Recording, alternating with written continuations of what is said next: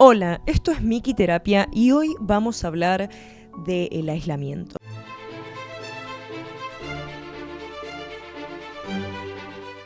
Me hice un maquillaje inspirado en El Cisne Negro, es una película que me gusta mucho y me gusta, no sé, la estética punk rock de alguna manera, no sé cómo lo podríamos describir. Pero bueno, les quiero brindar cierto toque juguetón de alguna manera. Pues bien, para estos videos suelo ver, soy una persona que no puede parar de investigar ciertos tópicos y a veces quiero abarcar todo y me es muy difícil. Y más en un fenómeno como es el aislamiento. Entonces planteé en hacer una introducción, que puede ser una introducción para los próximos videos, porque es una introducción epistemológica a mi manera de pensar o a la manera en la que tengo de construir conocimiento y compartírselos a ustedes. Porque para entender cada fenómeno humano hay que entender la complejidad del mismo y no quiero hacer un análisis sociológico que no me corresponda porque trato de mantenerme en mi rubro para poder estructurarme a mí. Pues bien, el objeto de hoy es el aislamiento. Y para hablar de eso tenemos que introducir ciertas bases, o me parece pertinente introducirlas. El conocimiento en sí. ¿A qué es la realidad? Bueno, vamos a tomar una perspectiva construccionista en donde Kaplan en el 2019 plantea que existen tantas realidades como miradas en el objeto. ¿Y a qué hace referencia esto? Bueno, en que el objeto nace de la interacción del mismo con el sujeto. Es decir, ambos se construyen al mismo tiempo. Hay una epistemología sistémica que se entiende que el sistema que uno puede entender. Recordemos cuando hablamos de esto de la realidad compartida en el video pasado, al hablar de los episodios psicóticos y cómo uno construye la realidad. Bueno, también hablar de realidad es, bueno, cómo se construye esa realidad compartida y qué nos separa a nosotros del objeto. Esto es algo que hay que tener en cuenta en general en casi todos los fenómenos. Y entonces esto sería una manera de pensar una epistemología del observador, plantea Weinstein. Entonces esto muestra que no hay un objeto verdadero que debe ser develado por los sentidos, sino más bien mapas territoriales que nunca vamos a poder entender del todo porque nosotros tratamos de trazar este mapa, pero su complejidad es inabarcable. Y por complejidad no me refiero a algo difícil o complicado, sino más bien a las millones de variables que afectan, se tocan, interactúan dentro de un sistema. Ahora bien, habiendo dicho esto, para observar un fenómeno tenemos que ir al detalle y también al metaanálisis, pero en este caso tengo también para estructurarme yo que recortarlo y en ese recortar también estoy construyendo conocimiento. Y vamos a ir a observar las variables que encontré en conjunto, entendiendo que en este recorte no vamos a poder abarcarlo todo porque es imposible y aunque a uno le encantaría, al menos a mí, uno tiene que asumir con humildad que es un trabajo colectivo que se construye y justamente como se construye no hay objeto a ser observado, sino el proceso constructivo y dialéctico que hacemos entre todos. También la divulgación, ¿no? Así que vamos a empezar con el capítulo 1 que voy a llamar aislamiento. Vamos a pensar en nuestra especie como una especie que necesita del otro para sobrevivir y para crearse, para crear su subjetividad en medio del lenguaje. Para esto vamos a tomar, por ejemplo, a Deleuze y Guattari o a Lacan en su búsqueda de entender de manera estructurada cómo se crean estas identidades. Pero está bien, dejemos de lado el análisis simbólico o el análisis estructural de lo que puede ser una identidad. Vamos a lo más biomédico o a una perspectiva biologicista y también vamos a ver que nuestra especie necesita del otro para sobrevivir de una manera física y material. Porque a lo largo de nuestro cambio fisiológico, neurológico, vinculado a las adaptaciones que tuvimos que hacer para seguir sobreviviendo, nos habitamos, comenzamos a desarrollar funciones más especializadas, funciones cognitivas, funciones comunicacionales. Estas funciones tardaron años y mientras más desarrollada sea una función, más tiempo tarda en poder concretarse. ¿Y qué tiene que ver todo esto con el aislamiento? Quiero poner, Una de las cosas o de las teorías que se plantea que nos diferencian a los seres humanos de otros seres, que si bien se habla que otros seres también pueden entender la mente de los otros, pero es esta característica de conciencia y de entender la mente del otro. Algo que se plantea como la teoría de la mente. Entender que el otro tiene una mente separada a la nuestra. Pues bien, esto es algo que pareciese sencillo, pero a lo largo del desarrollo de nuestra especie, es algo que fue siendo aprendido y es algo que se aprende también a nivel de un bebé hasta ser un adulto. Por eso, la sociabilidad es tan importante para poder desarrollar el entender la mente del otro. Estudios mostraron cómo cuando, y esto puede sonar bastante feo, pero hay muchos estudios que no está permitido hacerlo a día de hoy. Ya hablamos del código de Nuremberg, pero no está permitido hacerlo con humanos porque sería antiético. Yo con monos y primates, en donde se los separa y se los aísla y se puede ver cómo presentan daños cognitivos y daños en las funciones de comunicación cuando se los vuelve a reintegrar. Let me show you a monkey raised on a nursing wire mother. Now here are 106's two mothers. As you can see, it was weaned on a wire mother. Here's baby 106. Watch. He's going to the wire mother. He's got to eat to live.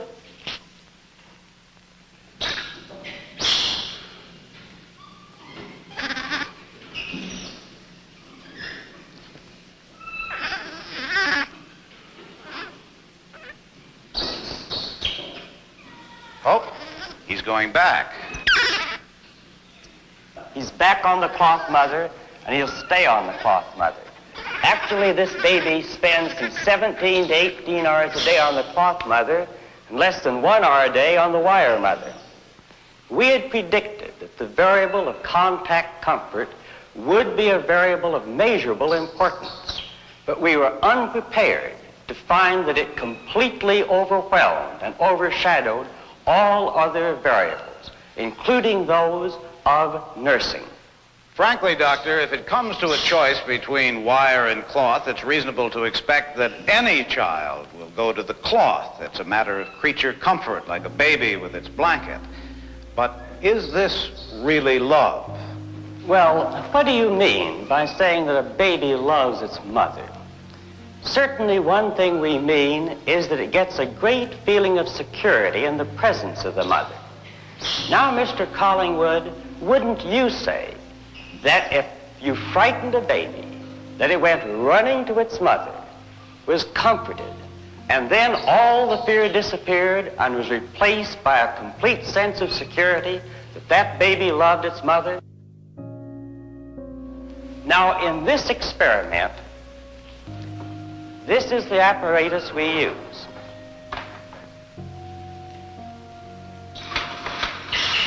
That looks diabolical. That's just the way the baby monkey feels about it. Flashing eyes, loud sounds, moving mechanical parts, all of these things are designed to frighten a monkey. Now here we have a peaceful, resting baby monkey. Let's find out what his reactions to his mother are when we frighten him.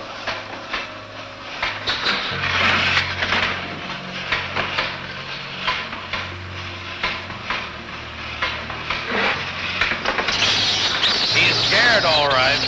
And he does what any child will do in a similar situation. He runs away. It's more than running away. He was running to his mother, to touch her, to drive away his fear. Contact with the mother changes his entire personality. Look, now he's actually threatening the diabolical object. All right. This gives us part of the picture of the strength of infantile love. This is a 6-foot square room with a few toys and other objects. But to the monkey, it's much more menacing. We know that when our own children are taken to a strange place without their mothers, they are often overwhelmed with fear. This room is just such a new and strange environment for the baby monkeys. No mother is in there. Now, let's put a monkey into the room.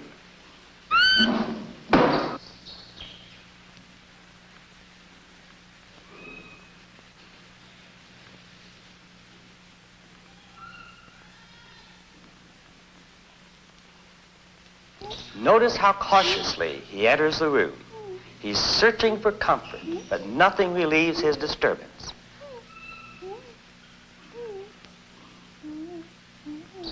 Now we'll take the baby monkey out and put in a wire mother.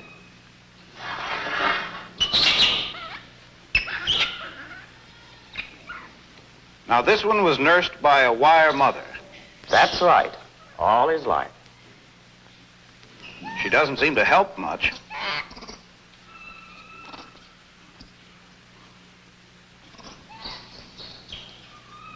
Now, we'll try the same test with a cloth mother in the room.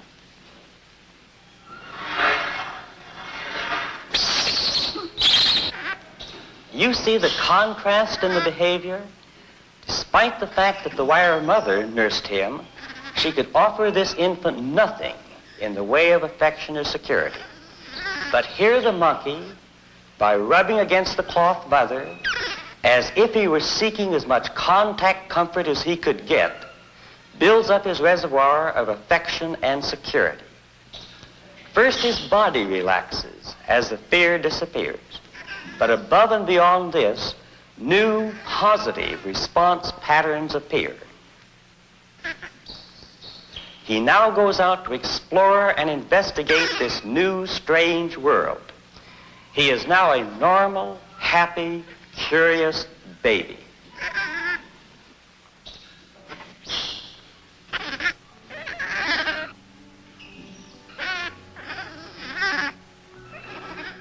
Ok, pero esto es un aislamiento ficticio, artificial, que se utiliza para ver las consecuencias del aislamiento desde el lado fisiológico, neurológico.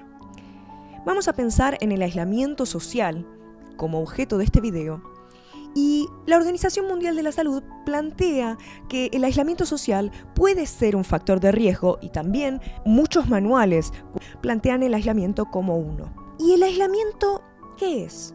Bueno, puede ser un aislamiento real, material, por fuera de los otros seres humanos, pero también puede ser la sensación subjetiva de sentirse en soledad.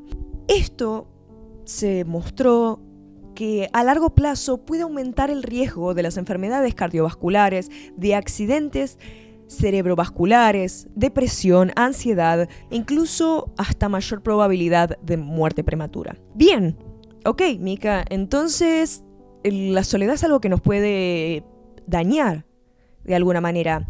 Y siempre podríamos pensar que en este mantra de autorresponsabilidad en la salud, de una conducta higienista para pensar en cómo estar mejor, ¿no? Bueno, comer sano, ir a correr. ¿Por qué entonces hay gente que está aislada? ¿Por qué? Si sabemos y está demostrado que nos puede hacer mal. Bueno, no es tan sencillo, y ahí vamos a entrar a otro factor de análisis. Porque no vamos a inventar la rueda, sí, sabemos que la interacción humana es importante, genial. Es una variable que hay que tomar en cuenta en el fenómeno humano. Voy a tomar, porque quiero tener varias perspectivas para que tengamos en mente, la soledad y el aislamiento es un fenómeno como muchos, como casi todos los fenómenos, ¿no? Uno tiene que pensarlo interdisciplinariamente. Así que voy a tomar a John Cacioppo, que es uno de los pioneros en la neurociencia social, que investiga cómo la soledad y el aislamiento actúa en el cuerpo humano. Él plantea que es como un dolor social, algo que amenaza la forma del bienestar,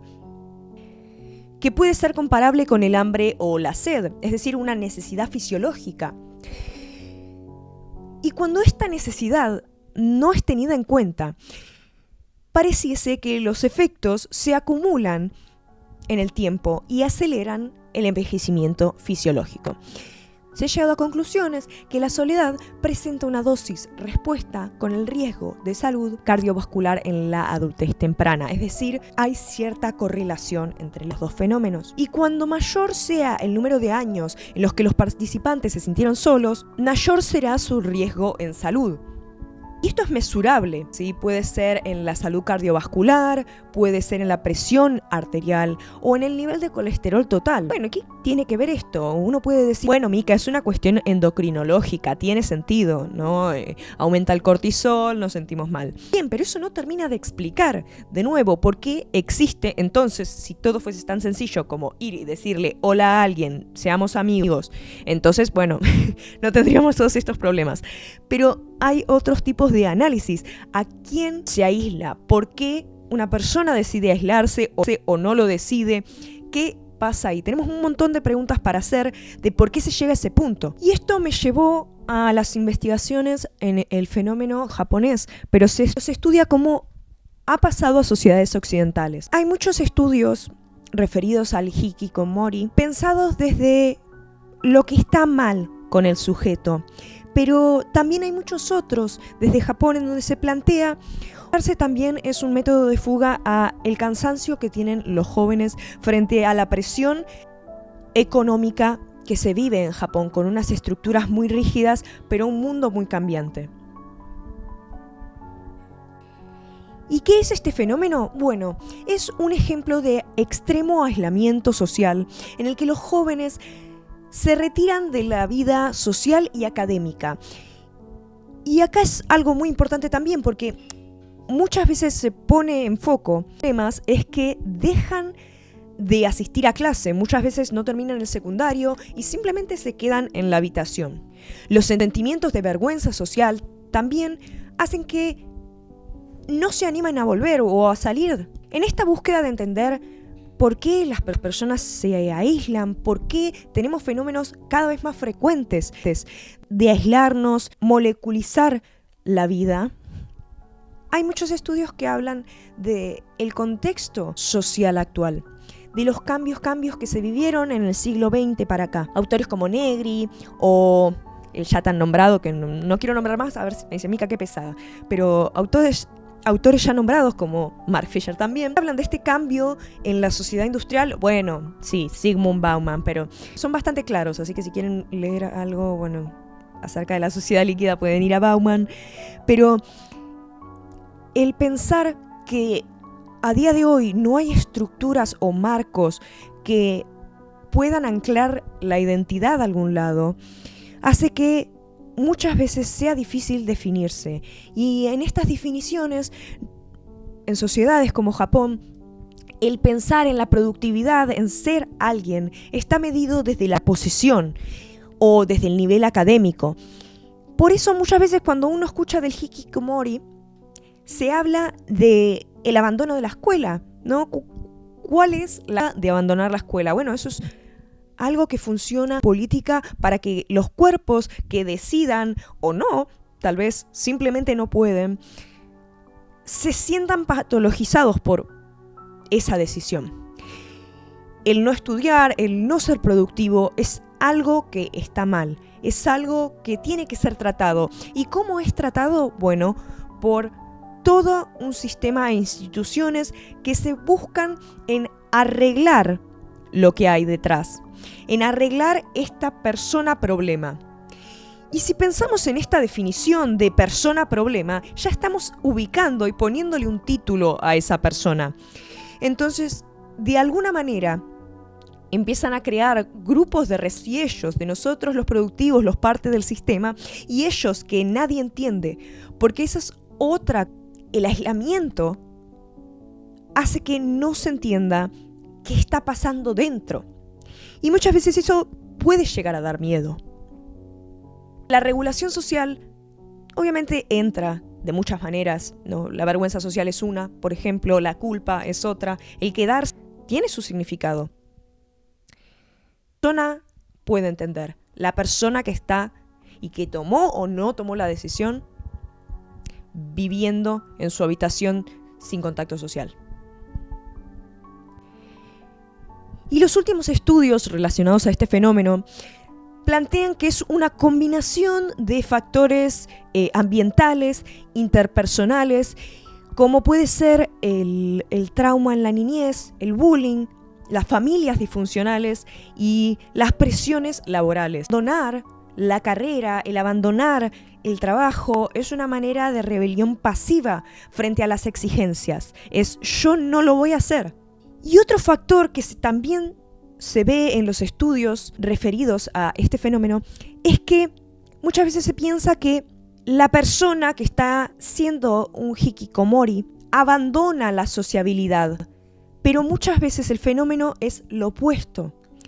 La sociabilidad abandonó a esa persona y esa persona no se sintió parte en ningún lado.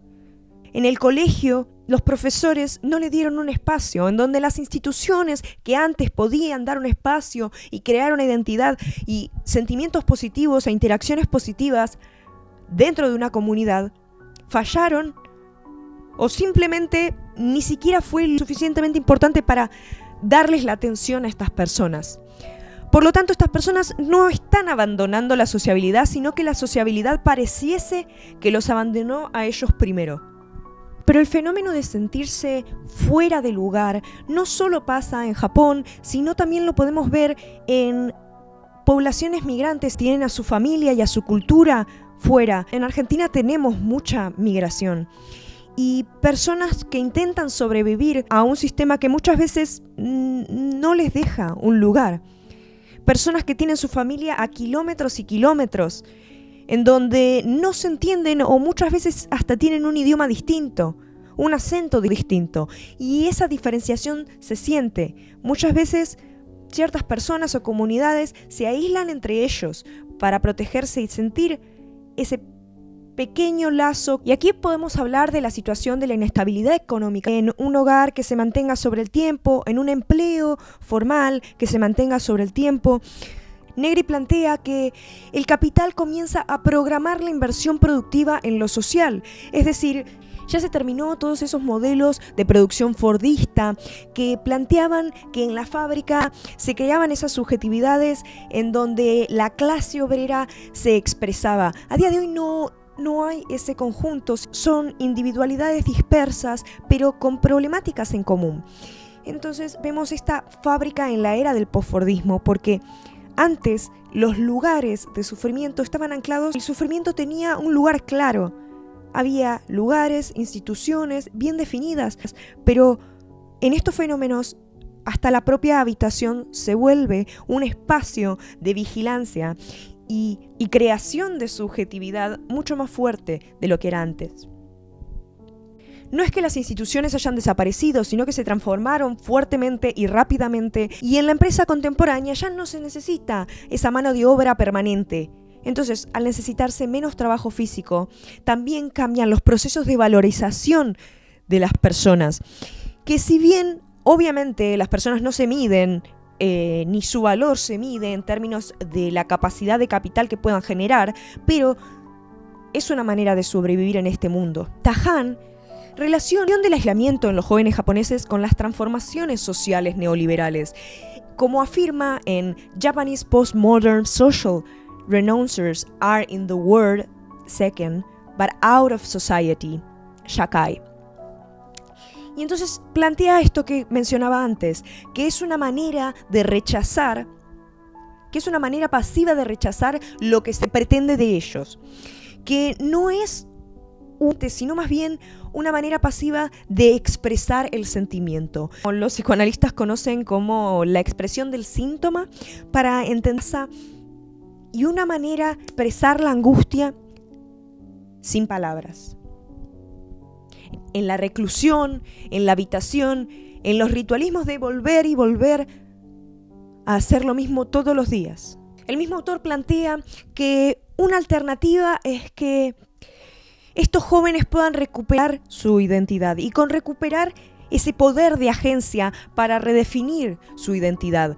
Pero esto no es tan sencillo, obviamente, porque la culpa, la vergüenza social hace que esas voces se acallen y todo quedan con los mismos significantes, todo caiga bajo el mismo significante de rechazo, de hikikomori, como Y aquí quiero tomar una cita de Butler, y aquí quiero tomar algo que dice Butler, que es que la capacidad de ser llorada o merecedora de duelo, de suscitar condolencias o de rendir de luto, es una condición para el mantenimiento de la vida y para que la vida sea considerada como humana.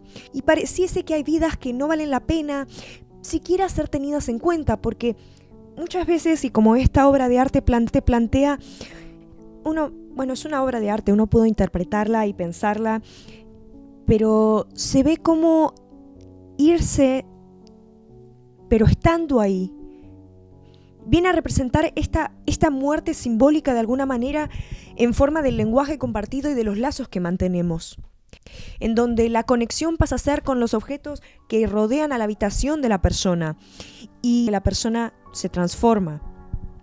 También se habla de Merleau-Ponty en pensar el cuerpo como este cuarto pasa a ser parte de la identidad de estas personas. Pues bien, volviendo al tema de la capacidad de ser llorada.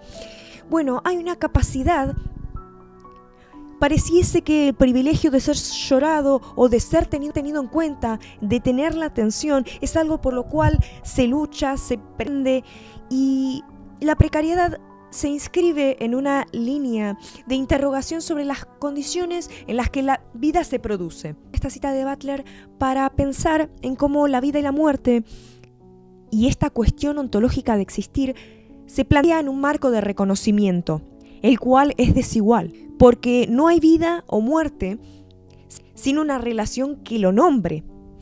Ya el concepto de vida o la biología en sí es algo construido, pero bueno, en más detalle en el paper. A pasar a los efectos fisiológicos mesurables de los cuales hablamos un poco al principio. Las personas solitarias serían más vigilantes a las amenazas sociales, serían a interpretarlas más de una manera amenazante. Son más propensas a etiquetar emociones como negativas, por ejemplo, pensar son neutras, verlas como rostros enojados, tristes o temerosos. Y además se les asocia con una peor calidad de sueño y afecto negativo, mayor activación en hipotálamo, hipófisis suprarrenal, que esto ya lo hablamos, desempeña la respuesta del cuerpo al estrés, es decir, cómo nuestro cuerpo reacciona a la subida del cortisol. Entonces, cuando tenemos una liberación de glucocorticoides, bien, ¿y todo esto qué implica? ¿No? Bueno, implican en niveles más altos de inflamación, y esto se termina asociando, ¿no? Porque la activación del eje hipotálamo hipofisiario suprarrenal lo hemos trabajado. Muchas veces se vuelve hiperreactivo al cortisol, causando reacciones emocionales desmedidas para las situaciones. Entonces, al tener una activación desregulada, también genera inflamación. Nuestro cuerpo termina cansado y la inflamación aumenta la sensibilidad neuronal a la amenaza y además precipita ciertos sentimientos, fatiga, baja de actividad o estado de ánimo deprimido. ¿Por qué? Porque justamente nuestro cuerpo está cansado. Enfermedades inflamatorias o inflamatorias intestinales. Y las razones, bueno, como lo dijimos, puede haber miles de factores, pero hay también muchos estudios que plantean los mecanismos neurobiológicos y comportamentales detrás de esta funcionalidad. Como mencionamos anteriormente, desde la neurofisiología social se piensa el aislamiento o las necesidades sociales como una necesidad fisiológica, y es de que necesitamos cambiar algo y de que algo no se encuentra bien. Entonces, si alguien no entabla conversaciones regulares o tiene intercambios sociales que considere fructíferos, se pueden ver reducidos con el tiempo áreas como el lenguaje, la memoria y la atención. A nivel neurobiológico, investigaciones con resonancia magnética funcional han demostrado que el rechazo o la exclusión social activan ciertos circuitos que también se vinculan con el dolor físico.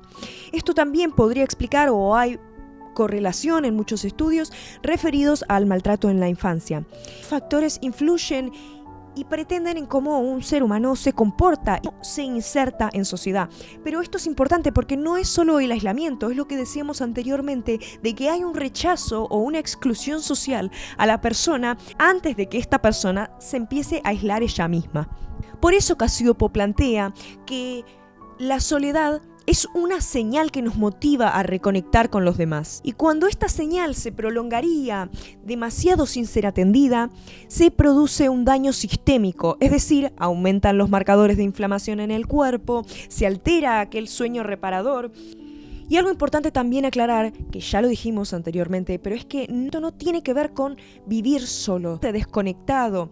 Y los vínculos que no nos hacen sentir llenos, los vínculos interpersonales negativos, esas cosas que activan mecanismos que mencionamos anteriormente. Ahora bien, terminamos el capítulo 2 referido a los efectos mesurables. Vamos a pasar al capítulo 3. Sesgos cognitivos, percepciones distorsionadas y formación de prejuicios en aislamiento. El aislamiento no solo afecta en qué tan ágil y qué tan rápido podemos pensar y en cómo las funciones como el lenguaje y la memoria se ven afectadas, sino también en cómo se piensa de manera simbólica el mundo social.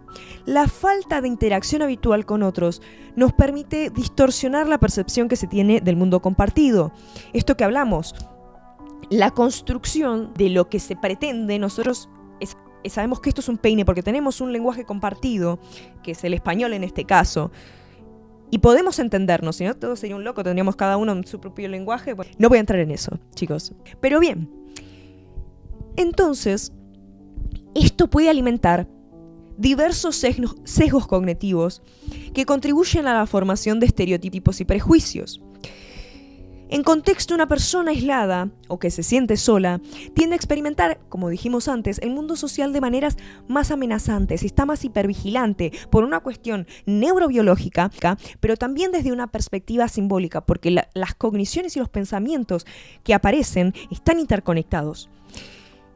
Porque el mundo se ve como algo amenazante, el mundo social.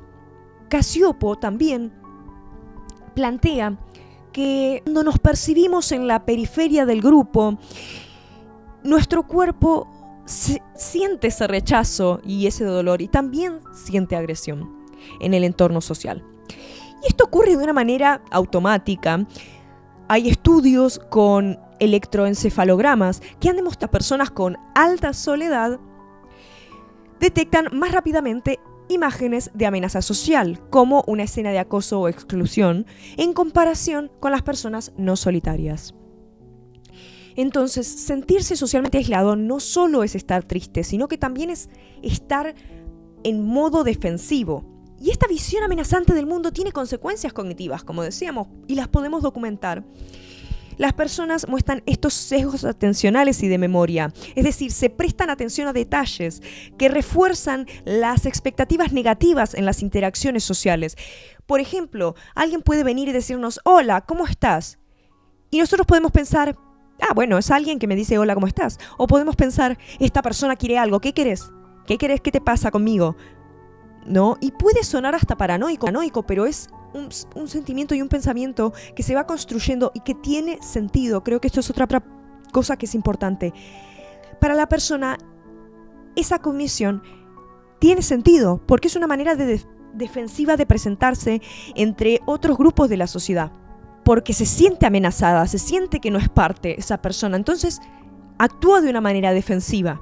Y referido a la memoria, tenemos las personas con mayor aislamiento tienden más a recordar mucho más las señales de rechazo y pasar por alto las interacciones positivas. Asimismo, anticipan que los futuros encuentros serán negativos.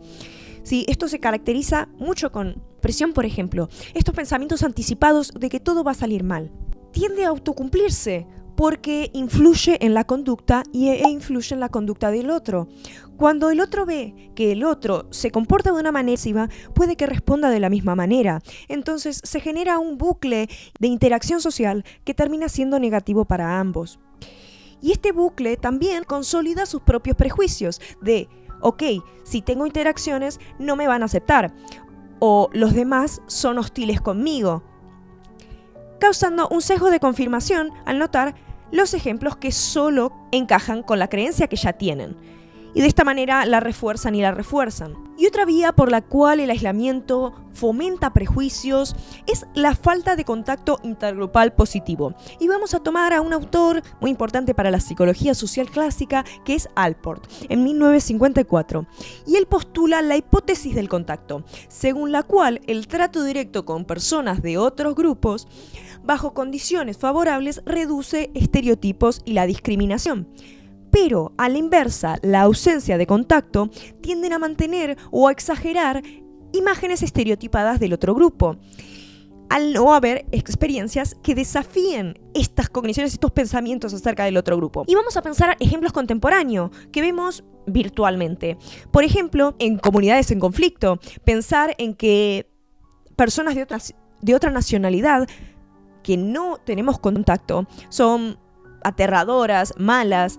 Diversidades sexuales pasa con, por ejemplo, los géneros feminizados, y pensar en que son malas, mentirosas, es algo que cada vez se ve más y tienden a tener estos bucles y consolidar los prejuicios a través de experiencias y profecías autocumplidas. Ahora esto nos trae a otro tipo de aislamiento, que es el aislamiento informativo, que aquí también juega un rol importante porque estamos en contacto constante con las redes sociales, y esa es una manera también de socializar y de entender el mundo en donde otros participan y nosotros participamos. Pero algo que tiene las redes sociales son estas cámaras de eco, en donde las redes sociales permiten aislar cognitivamente a los individuos, opiniones similares y filtrando las visiones discrepantes. Entonces tenemos un sesgo de confirmación masivo y pensado a propósito para que cada usuario siga consumiendo las redes sociales. Entonces no es solo una cuestión de interacción social, sino también una cuestión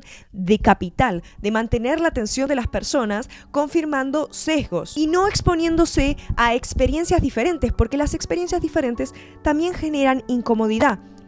Y eso es lo que genera también la interacción social, incomodidad, porque no sabemos lo que pueda llegar a pasar, fomentando la polarización, y esto beneficia a las interacciones en las redes sociales porque las personas se pasan polarizando, generando comunidades homogéneas ideológicamente en donde se rechaza la diferencia y se amplían aquellas voces más extremistas. Esto lo vemos, por ejemplo, en Twitter, en X. Uno tiene que ser contundente, extremo, y pensar en un diálogo es algo que no da tantas interacciones y tampoco da tanta atención. A nadie le importa que vos digas, bueno, hay que pensar y eso llevaría tiempo. Es algo que lleva mucho más tiempo y esfuerzo. Y no quiero decir que las personas sean vagas o que no tengan esfuerzo para realizar o cometer un diálogo. No, creo que el sistema de las redes sociales está hecho de esa manera a propósito, en donde todos caemos y en donde se crea y tenemos una subjetividad que está planteada a día de hoy porque socializamos inmersos en este mundo digital. Entonces ya acostumbrados a esta polarización. Y se puede pensar entonces como un aislamiento epistémico, porque uno termina en su propio mundo de información, distorsionando la percepción de la realidad y también de la realidad compartida, porque creo que algo que se ve en todo lo que hablamos anteriormente, de la caída de las instituciones, de las grandes estructuras como la fábrica, y la atomización de las diferentes realidades, en donde nunca se tocan. Sí, si tomamos a Allport de nuevo, en esta cuestión de poder contrastar nuestros propios sesgos, interactuando con personas de otros grupos. A ver, esto no es nuevo tampoco, ¿sí? De 1954 de Allport. Todos estos estudios de la psicología social nacieron posterior a el nazismo, a entender por qué se llega a una aniquilación extrema. Hay un montón de estudios en la psicología social tratando de entenderlo, pero a día de hoy la información es tan masiva y el control lo tienen pocas empresas de redes sociales, del ámbito de la tecnología, por lo que es mucho más difícil distribuir la información. Y además, cada vez tenemos menos tiempo, cada vez necesitamos trabajar más, cada vez tenemos más trabajos y la atención es mucho más difícil mantenerla, sostenerla. Y ya vamos llegando casi al final de este video, pero vamos a ir al capítulo 4, que tiene que ver con el aislamiento y el aumento en la agresividad o la violencia, tanto simbólica como física. Porque Como dijimos anteriormente, el objeto se construye. Y algo que pasa en esta diferenciación de la realidad simbólica y la realidad física es que también se construyen en conjunto. Para llegar a ese punto, tiene que haber una base detrás simbólica que permita que eso exista. Porque el ser, la cuestión ontológica, la creación del self, del sí mismo, es inevitablemente interdependiente a los mecanismos sociales. Entonces vamos a pensar en esta agresión de diversas ópticas y de cómo se pensó. Hay estudios experimentales en psicología que muestran que la exclusión social produce agresividad. Por ejemplo, hay experimentos clásicos de Roy Baumeister y colaboradores en donde manipularon la sensación de aislamiento de los participantes, por ejemplo, falsamente diciéndoles que se quedarían solos en la vida o excluyéndolos en un juego social simulado. Y luego medían su comportamiento agresivo. Y los resultados, que fueron publicados en Journal of Personality and Social Psychology, mostraron algo claro. Quienes habían sido rechazados socialmente mostraron conductas más agresivas que los que no habían sido rechazados. Y las personas excluidas asignaban castigos intensos a otros, contra individuos que no les habían hecho nada, que no tenían relación con el rechazo que habían sufrido. Esto muestra aislados, por ejemplo, hicieron sonar ruidos desagradables a volúmenes mucho más altos hacia un objetivo inocente que las personas que habían sido aceptadas socialmente. Entonces, mostraban una agresividad gratuita por el producto del malestar social de ser rechazado, porque se sentía como un dolor. Que genera un cambio motivacional el ser rechazado. Esta herida plantea que la sociabilidad se vuelva más hostil, porque uno se siente dañado, por lo tanto, plantea la teoría de frustración-agresión, en donde la frustración de una necesidad básica, como puede ser la pertenencia al grupo, puede generar o incrementar la probabilidad de respuestas agresivas. Y también se han realizado estudios científicos y experimentales, pero esta vez ya no con seres humanos. El Instituto Tecnológico de California expuso a ratones a aislamiento social crónico, pobritos. Me parte el corazón, me lo parte. Bueno, y documentó los cambios conductuales y cerebrales. Después de 2 semanas aislados, los ratones exhibieron mayor agresividad hacia otros desconocidos, además de miedo exacerbado e hipersensibilidad a estímulos amenazantes. Y el aislamiento también puede contribuir a lo que llamamos violencia simbólica. Esas personas que se sienten desconectadas buscan refugios en comunidades virtuales y por eso creo que también puede ser una alternativa, pero como recordamos, las cámaras de eco puede hacer que canalicen su frustración en el odio hacia otros. Y un caso emblemático son los incels. En internet conformada principalmente por hombres jóvenes que se sintieron rechazados y sintieron ese aislamiento social y afectivo, acumulando un resentimiento en contra en general de las mujeres. Y en estos espacios se generan un discurso de odio en donde se culpa a las mujeres en general de las frustraciones que tienen que ver con no pertenecer. Y se genera esta perspectiva de ser una víctima de la sociedad y justificar la violencia desde el rechazo. Esto luego se ha traducido a ataques reales, ataques violentos como tiroteos, atropellamientos, tanto en Estados Unidos, en Canadá, en Europa, como vimos en los casos de creaciones de, tampoco, pero en casos conocidos en donde ocurrieron femicidios. En estas comunidades vemos que los miembros más activos son los que cometen actos violentos y ellos son considerados como alguien destacado, alguien que muestra lo que todos sienten y lo toman en acción. Entonces tenemos un ejemplo de la soledad combinada con un ecosistema que está pensado con la violencia simbólica, con discursos de odio hacia la mujer, en donde se justifican ese odio y la desconexión a un mundo, entre comillas, real o material que compartimos, que los hacen dejarse de exposiciones con personas del otro género, a personas que son mujeres. Así, las conclusiones. Para las conclusiones quería tomar a Freud, en Malestar en la cultura, de 1930. Freud planteaba que está esa pulsión de destrucción, que la conocemos como el tánatos, Y hay muchas maneras de ser refrenada o controlada y se piensa desde la vida en comunidad, porque Freud plantea que la cultura y las normas sociales actúan como un dique ante esta agresividad innata mediante la internalización de prohibiciones en el superyo, algo que se ve en, por ejemplo, Tótem y Tabú, que se ha hablado mucho del texto Tótem y Tabú, en donde las prohibiciones en comunidad son lo que crean al propio self. Hablando. Entonces, la civilización, entre comillas, obligaría al individuo a renunciar a aquella violencia a cambio de la seguridad que brinda estar en comunidad. Es decir, es molesto tener que renunciar a aquellas pulsiones sexuales o aquellos instintos o deseos que son mal vistos para la sociedad, pero uno los rechaza o los controla bajo el superyo o bajo las normas que tiene uno mismo para pertenecer, ser uno, sino en controlar aquella energía agresiva y otras maneras en cómo canalizar, por ejemplo, la frustración, de maneras de sublimar estos sentimientos como la agresión, que pueden ser el arte, una manera en la que los humanos encontramos de cómo explayar todo eso que sentimos y que tal vez no puede ser compartido. Se plantea desde la teoría psicoanalítica. Relaciono con todo lo que estuvimos hablando desde la creación ontológica, planteemos, y desde el malestar. Entonces podemos decir que el aislamiento prolongado tiene efectos negativos tanto en la percepción, en las actitudes y en las conductas de las personas.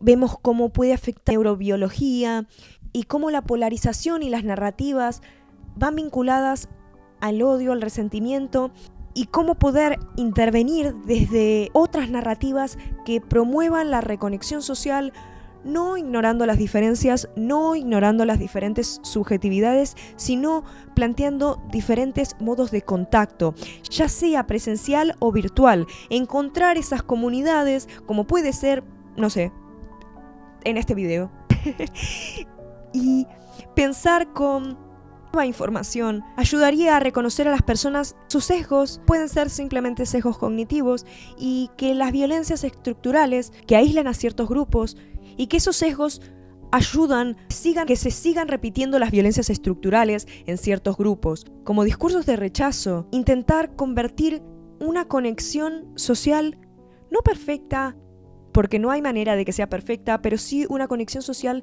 que pueda hacer pensar que no es trivial, como hablamos entre nosotros, sino que es una manera, una estrategia de promocionar un bienestar para todos. Nosotros necesitamos conexión social y está bien asumirlo. Así como la desnutrición afecta, debilita el cuerpo, también cuando nos sentimos rechazados sentimos dolor, porque la creación de una identidad y de tener un lugar en la tierra necesita de otros. Inevitablemente, por más de que duela, porque por más de que se intente pensar en este sujeto dueño de sí mismo, como si fuese una posesión de sí mismo que tiene que ser controlada, como si fuese un animal a ser adiestrado para la productividad. A veces eso es imposible porque hay cosas inevitables y una de ellas es la interdependencia. Así que los invito a pensar en esos pequeños actos para cuidar, recuperar los lazos, pensar en qué personas dejamos de lado y podemos hacer que esa persona se sienta diferente. O cómo nosotros tenemos prejuicios de los demás y nos negamos a experiencias o a escuchar a otros grupos por nuestros propios prejuicios. Y solo con el reconocimiento de nuestra interdependencia, vulnerabilidad y la humildad de que muchas veces no lo sabemos todo, vamos a poder construir lazos más sanos y tal vez una cultura no tan agresiva. Y bueno, nos vemos la próxima. Chao, les mando un beso.